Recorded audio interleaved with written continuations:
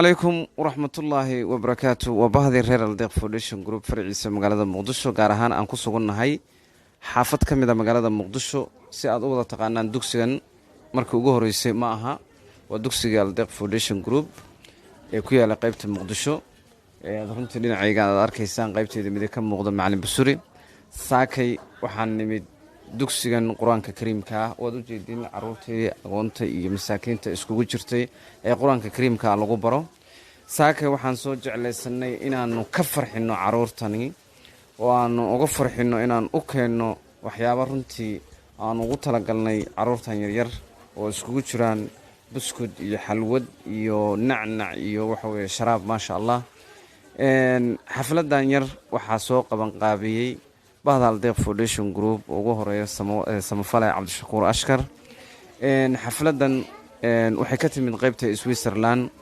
waa dhalashada walaashin Xaaji Xaawo Cali Cabdullaahi oo ah qaybta Switzerland madaxa qaybta Switzerland ee Aldeeq Foundation Group ayaan runtii xafladan ciyaalka caruurta aqoonta u dhigtay waa dareemi kartaa dadka qaar markay xafladaha dhiganayaan meelo qaas ayay ku bixiyaan iyadoo waxay jeclaysatay in caruurta aqoonta iyo masaakiinta ay ku bixiso ee xafladaasna u sameeyso maadaama ay dhalashadeedii ay tahay aad iyo aad aan uga mahad celinayaa haddana dhinaca kale ardayda ayaa joogto waxaan leeyahay ardayey maxaad leedihiin Xaaji Xaawo ما شاء الله ساد ودا جيدان عرورتي لا شوعان ay ku wada leedahay aad iyo aad bay ugu faraxsanahay macallin ku soo dhawow adigana maxaa leedahay gabadhaada Xaaji Xaawo maanta saaki kaaga farxisay caruurta aqoonta dugsiga ku haysay casuumadan yar ku sameysay dhalashadeeda maxaa leedahay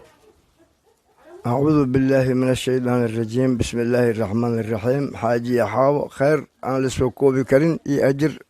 يا حسنات أنا لسوكو بكرين الله كسيو أرضي لا ويكبر حسي ومساكين تأه أيدني أجر حسنات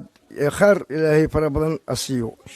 وبعد الرير الديق فوديشن جروب ومر والبخير كي وناقة وتاجن ومر والبتشعل إني إديس وجود بيان ولا وحيابها خير كي وناقة لقد حلايا وأنا قصة من فلي عبد الشكور أشكره والسلام عليكم ورحمة الله وبركاته.